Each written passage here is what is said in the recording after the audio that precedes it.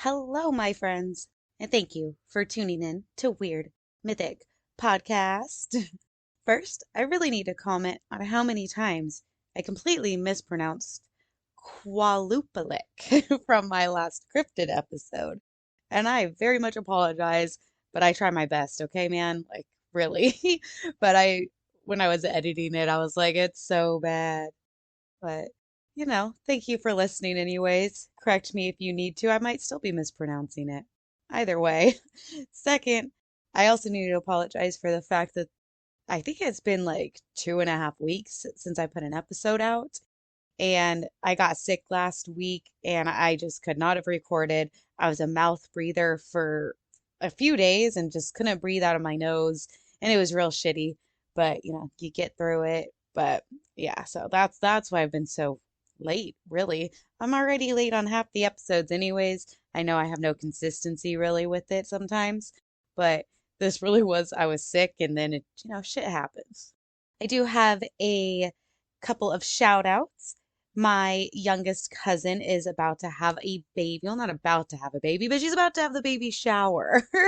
And although I cannot go to the shower, I do have a gift for the baby, and I just wanted to congratulate Sarah and Tommy. And I am so excited to see you both become parents. Another shout out, got another cousin on my mama's side of the family who is getting married the week after that. And him and his women are great. I'm excited to see them take that next step in their relationship. So, congratulations, Buzz and Kelly. You guys are great. And I'm very excited to be going to the wedding, especially since y'all put on the first wedding that I've been to that legit said no kids on the invitation. And I can't tell you how awesome I feel that is. Nothing against kids, but you know, sometimes it's a bit annoying just from somebody who doesn't have them, but whatever. In the wedding, hell yeah, cool, but not all night. Whatever. So, this will be a great way to end the summer with a baby coming into the family and my cousin's wedding. And I just, very so much love to everybody, okay? That's all it is. Let's get into the episode, all right? This is the first episode in my dragon series, and I want to touch on pretty much every continent that I can, like pretty much all of them, except for I don't know if there are dragons in Antarctica, but I guess I'll have to find out, I guess. Who knows? But yeah, my idea is to have every episode be a different continent, and I am going to be starting out in East Asia, and I realized I'm gonna have to do at least Asia part two, obviously. So yeah, it was a lot more work than I thought. I'm gonna throw in a few cryptid episodes between our dragon episodes. So, let me know what you guys are thinking at weirdmythicpodcast@gmail.com or comment wherever you're listening to below. Now, dragons are very respected and honored in all cultures in Asia, and in China, dragons were associated with the imperial power and represented the Emperor of China. And that is where I am starting my dragons. A lot of my research about the dragons in China all circled back to the Yellow Emperor. And hey, I'm going to be pronouncing a name here, Huangdi, Yellow Emperor Huangdi, who ruled over China over 5,000 years ago. And during the Battle of Zualu, the dragon Yinglong helped the Yellow Emperor fight against the Qiyu enemies. With the help of the dragon Yinglong, Hongandi and his people won the battle. And after winning the battle, he and his village went down to the Yellow River and settled there. And this is where he became the Emperor of China. After this, the people of China believed that they are the descendants of dragons. There is also a legend that the founder of the Han Dynasty, Liu Bang, his mom was only able to conceive him after she dreamed about a dragon, furthering the belief that they are all descendants of dragons. For a long time, only emperors were permitted to wear anything that had a dragon image on it. But during the Yuan dynasty, and that's Yuan, dragons with 2 horns and 5 claws were only for the emperor. Any dragon depiction that had 2 horns and 4 claws was good for anybody else to like use as decorations or on their clothing. The dragon is a representation of the power the emperor holds. They are also seen to be very spiritual, and they are symbols of good luck and prosperity, which is a theme in these other countries that I did research on also. The Chinese dragons have more of a snake-like form with a long winding body, along with the 4 or 5 legs. They also fly, but they do not have wings. The dragons in China live in or near water. They also control water, rain, rivers, oceans. Dragons are a type of like rain god or deity, if you will. The dragon Ying that I had mentioned in the beginning was pretty much the basis for all dragons in China and probably most of Asia. Wingless, but able to fly, living in waters, helping those who need help. Ying has been in Chinese culture for over 2,200 years. Ying not only helped the Yellow Emperor, but he also helped King Dawu, and he had asked Ying to help divert a flood. Ying used his tail to create rivers and streams, which moved the water into the ocean. Something really cool about the Yellow River, because it is a real place. In the Yellow River, there is what is called a dragon gate. And every year, thousands of koi fish actually swim upstream against the current to jump like into the waterfall. The only way I could like picture and describe it would be like if you've seen salmon do that. And when this happens, it looks like there is a dragon ascending up the water. There are also sightings of, and not koi fish, but it being carp. But it still happens like every year. And I read in an article that is all my links, bottom, show notes.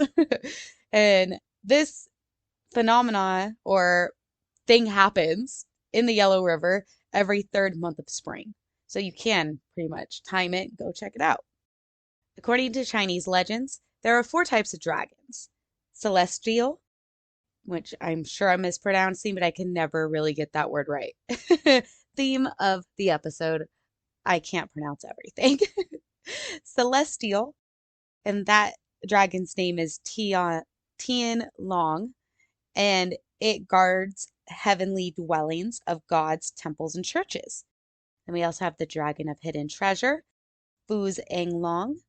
We have Earth Dragon, Dai Long, who controls water. We have a spiritual dragon, Shen Long, who controls rain and wind. And then those last 2, like Earth and Spirit dragons, who shapeshifted into the Dragon King Long Want, who lives in the oceans, creates rain, and protects those out there on the oceans. So Dai Long and Shen Long are actually Long Want as one, because you will also come to find out that these dragons are shapeshifters. So they can shapeshift into each other, transform into each other, or shapeshift into some other form. In China, there are also beliefs of the 4 dragon kings. Each controls the sea or the ocean. All 4 of the kings control the rain and wind. They are all worshipped, and people will give offerings to the gods to have good weather for their crops or to stop flooding. So let's go ahead and move a little further east and see what Japan has in store for us in the dragon department. The dragon depictions in Japan are similar to the ones in China. Snake-like, long body, no wings, able to fly.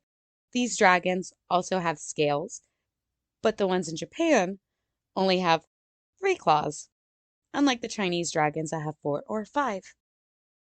They are also seen as powerful and strong. The Japanese dragons also control rain, water, oceans, rivers. They are seen as a sign of good fortune, bringer of happiness, wisdom. They are really a symbol of integrity and intelligence. These dragons are protectors of the gods and the people. Many dragons are seen as guardians of Buddhism, and many altars and shrines are built for these dragons. According to legends, the Japanese dragon has a sacred gem hidden in their throats, and this is what stores their power. Japanese dragons also have to go through different stages before really becoming a full-fledged dragon. This takes about 1,000 years to become an all-powerful dragon.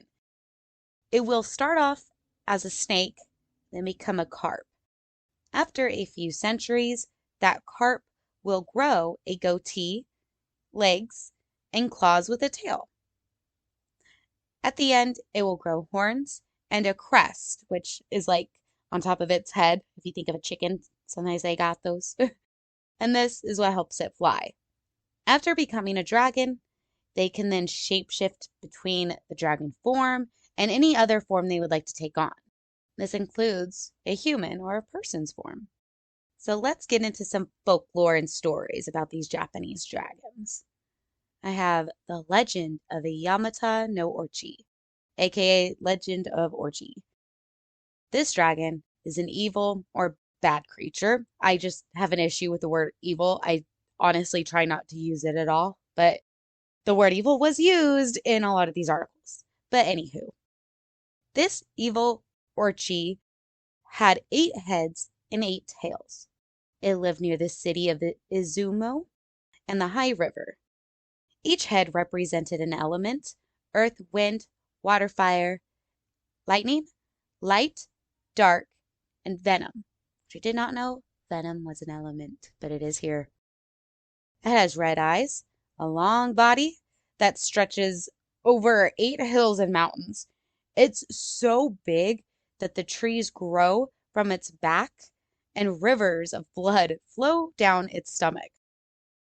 Legend has it that it also used to eat 1 young girl a year. I don't know where that dragon went, but glad it's not around. Or, now that I'm thinking about it, has everybody been seeing those like videos of the trolls that are now, the petrified trolls? Maybe it's a petrified dragon. I mean, it says that there was, trees growing from it. I don't know of any rivers of blood anywhere in Japan, but I mean, water probably.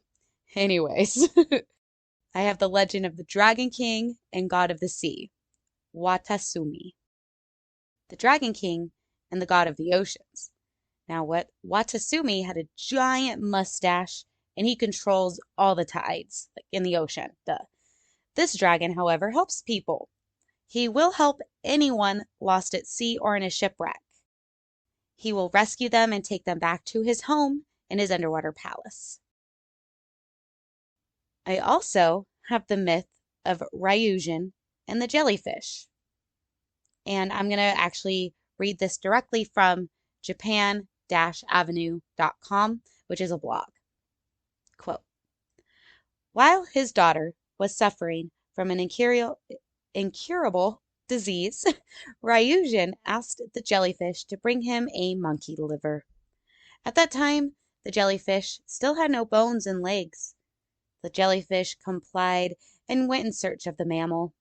Once found the monkey told the jellyfish that its liver had been stolen. The jellyfish returned empty-handed to its king. Ryujin promptly realized that the monkey had been making fun of them, and, in a state of anger, he flattened the jellyfish with his full weight.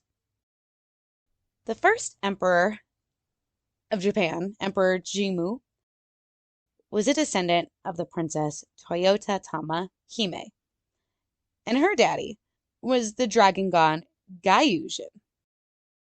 Princess Toyotama Hime was able to shapeshift into a human and had a baby with a hunter, and one of those babies was Jimmu, who became emperor.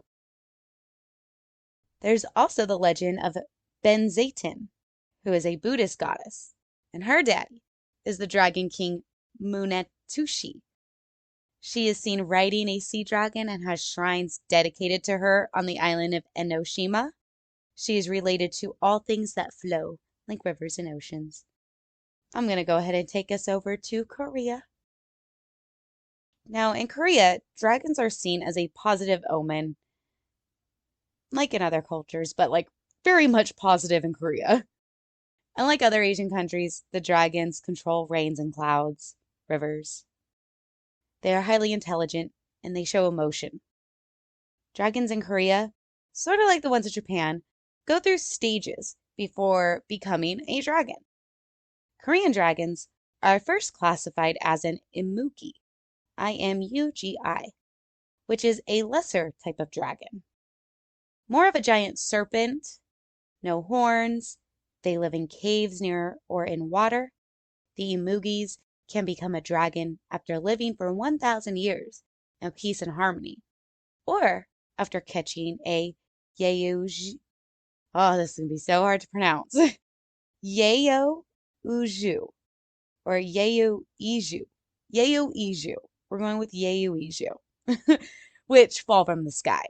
The Yayo Iju is an orb or a sort of ball of light that represents authority over creation and divine will.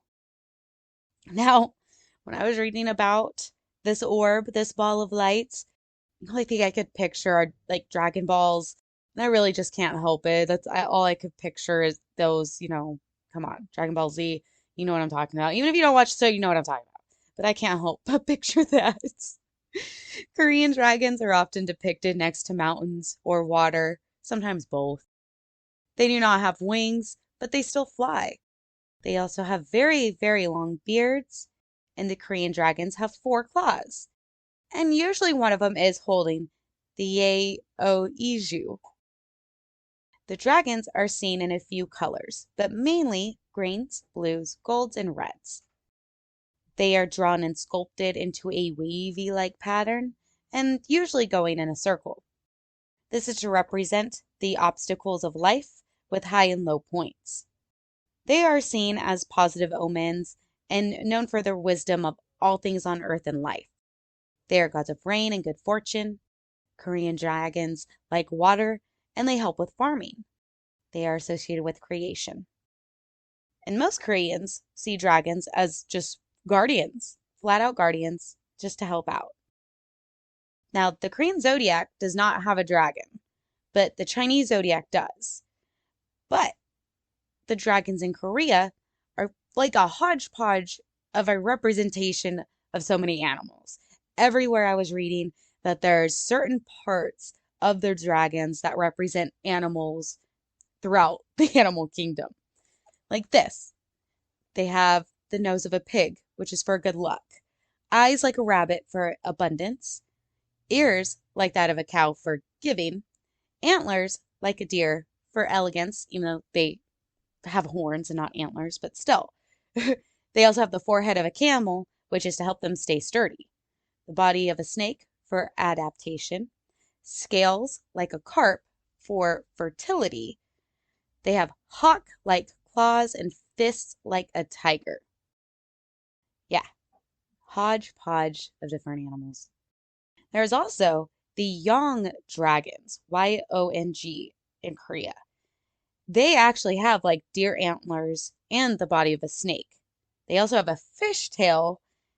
They have claws and they have whiskers, which, to be honest, kind of sounds like a freaky catfish to me. Just catfish with deer antlers. But they also have extremely long beards, and they have the 4 claws, and they're also seen holding a Yaoiju. That's really hard to say, and I'm still probably pronouncing it wrong. There is also the legend of King Mumu, M-U-M-U, who always wanted to protect Korean people from invaders. When he passed away, he promised to become a dragon to protect his country. Now, there's lots of paintings of dragons throughout Korea, but there's this one painting that is depicted in multiple places, and it is called the Dragon Ship of Wisdom. Now, these drawings and paintings are of a ship, obviously, and this ship is meant to help people go through the cycle of life. It is shaped like a dragon, normally in the color blue, and on each end of the Dragon Ship of Wisdom, there are 2 Bodhisattvas. You will see this ship on Buddhist temples also. Then there is the dragon Poro. And I read about this dragon in another country also, but I can't remember which country it was. like at all. Like I don't even have it written down, but I know I read it somewhere else. But this dragon is flat out afraid of whales and is always seen. I don't know why it's afraid of whales, but in all the stories, it's scared of whales and is always holding up a bell in the Korean temples. So when you see like that dragon and it's either on a bell or holding up a bell, that is the dragon Poro. All right. Now for my last East Asian country, even though this is kind of south for the first dragon episode, I'm going to go to Vietnam. Specifically, though, Ha Long Bay. Love this story. So, Ha Long Bay means descending dragon. The legend is that the Jade Emperor asked the gods to send the mother dragon and her kids to defend the Vietnamese people from invaders. Now, the mama dragon and the kiddos did not hesitate to help the Jade Emperor. The dragons killed all their enemies by setting them on fire. Now, just a little sidebar, it never said if this was fire from their mouths or anything, considering I didn't read anywhere about Asian dragons being able to breathe fire. However, the mom dragon and the kid dragons were able to help the Jade Emperor by killing the enemies with fire. After the dragons have defeated all of the Vietnamese enemies, they put their teeth along the country, sort of like a barrier. And these teeth became Ha Long Bay Islands. Now, Mama and the kids didn't want to go back to heaven. They actually really liked being on Earth with the Vietnamese people and they wanted to stay. So they shapeshifted into some human forms and then taught them how to farm, care for livestock, and how to thrive by living off the land. And this helps with the belief that in Vietnam, they believe that they are also descendants of dragons, just like the Chinese people. I read about a dragon and a fairy hooking up also in some of the Korean sites that I was reading, and that is the ancestors of the Vietnamese people. Specifically, a dragon named Lac Long Quan married the fairy goddess Ah Ko Lac, and the dragon laid 100 eggs, which hatched 100 sons. So, those are also the descendants of the dragons. Now, I always try to find like a recent sighting of all the cryptids and creatures that I cover. But it was actually very hard to find like a recent sighting of a dragon. And it wasn't just like people will put in blogs, people will be putting like on message boards, so and so saw a dragon over here.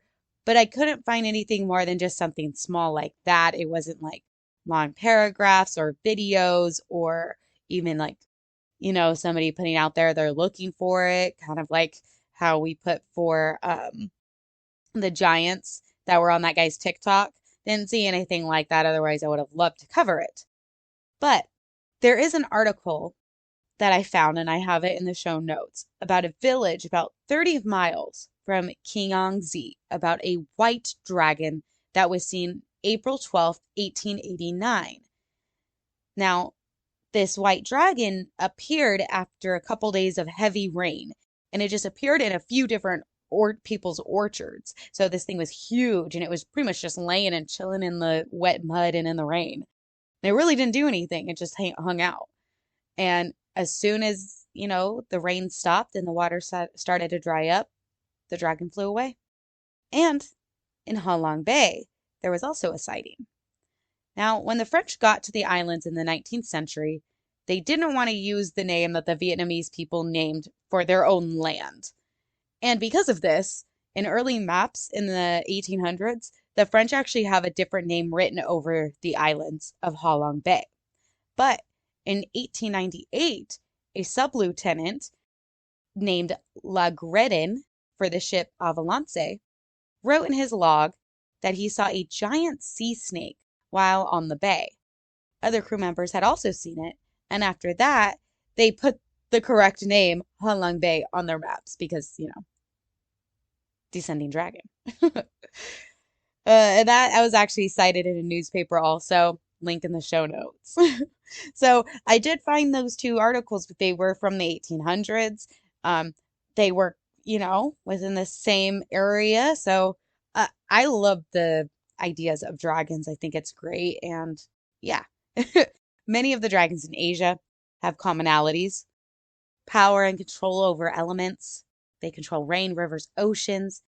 All the articles I was reading about dragons also mentioned how the dragon is yang. So the dragon is the yang symbol, which is the masculine: heat, light, fire, growth. And just to say, yin, which is the feminine part, which is cool, dark, and peaceful, rest, sleep, that is represented by the tiger. I did not know this.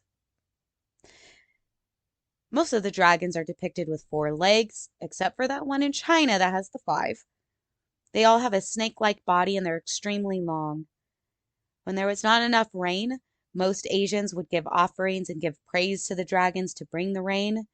They also did the same thing for when they didn't want it to flood. They also met a lot of Asians, at least the ones that I have just covered. There's also the belief that they are descendants of dragons. Dragons are also always seen to be a good omen and not to be feared. They are also beautiful and full of wisdom. Now, doing this research really, really makes me want to get my fucking passport and travel to all these temples and see the dragons and the Buddhas. Like, so bad. I already love all the culture with Buddhism and knowing that there's also dragons. And now I know a little bit more about who these dragons are and what they represent.